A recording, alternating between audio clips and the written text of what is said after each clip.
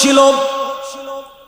নবীজির ঘুম ভেঙে যাওয়ার পরে আল্লাহর নবী বারবার নিজের জিহ্বাটাকে নাড়ায়, বারবার জিহ্বাটাকে নাড়ায়, গুনগুন গুনগুন করে তোতা পাখির মতো কি যেন পড়ে।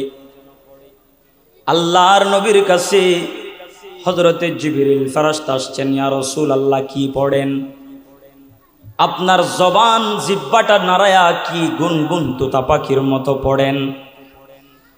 আল্লাহর নবী বলেন, জিবরাইল, একটু আগে যে কোরআনের আয়াত আমি মুহাম্মদুর রাসূলুল্লাহর কাছে তুমি নাযিল করলাম, আল্লাহর পক্ষ থেকে হাদিয়া নিয়ে আসলাম, ওই কোরআনের আয়াতটা আমি বারবার জপতেছি।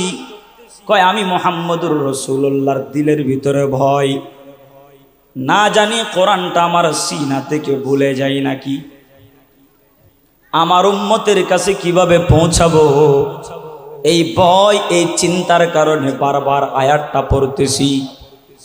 জিবরিল ফেরেশতা সাথে সাথে কোরআনের আয়াত আমার নবীকে জানায়া দিলেন, লা তুহাররিক লিসানাকা লিতাজালা বিহি, ইয়া রাসূলুল্লাহ জিহ্বাটাকে এত নাড়ানোর দরকার নাই। আমার আল্লাহ বলেছেন কিয়ামত পর্যন্ত আপনার এই কোরআনটাকে হেফাজতের জিম্মাদারি স্বয়ং আল্লাহ নিয়েছে। কোরআনের হেফাজত করবেন কে? কথা আসতে বলবেন না, কে? আল্লাহ হেফাজত করবেন। এবার নবীজি জিজ্ঞাসা শুরু করলেন, জিবরাইল বলো কিভাবে হেফাজত করবে? এবার জিবরিল ফেরেশতা বলতে লাগলেন, ইয়া রাসূলুল্লাহ, ইয়া হাবিবাল্লাহ, কিয়ামত পর্যন্ত আল্লাহ কোরআনটাকে কিভাবে হেফাজত করবেন শুনেন।